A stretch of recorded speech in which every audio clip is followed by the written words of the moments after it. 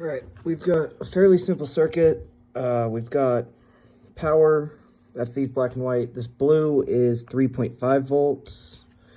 Running to the IR receiver, we just have our signal going to a PWM, so that's the yellow. We've got ground, which is black, and then we have the 3.5 volts. Going to the servo, we just have power, ground, and signal going to another PWM.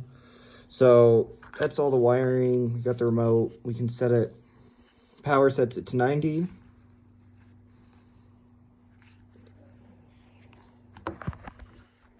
Power sets it to 90, fast forward, rewind.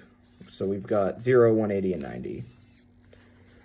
We can set our increment up and then use that increment with the arrow keys. So as you can see, it's going pretty fast. We can lower the increment to very low and it goes slower. Super cool. So now we can check out the programming. Extremely simple. It kind of told you what it wants.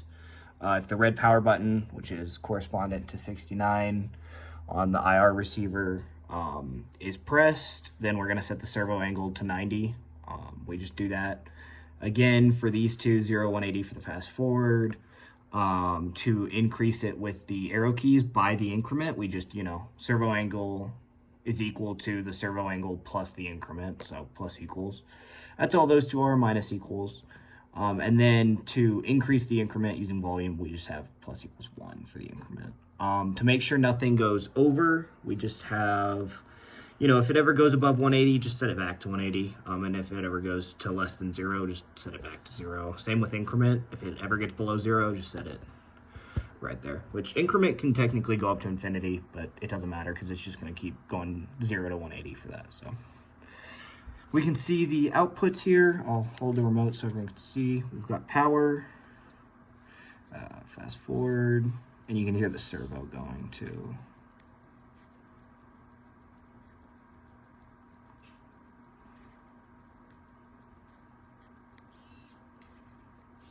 Oh, I apologize for the button. There we go. Now it's increasing.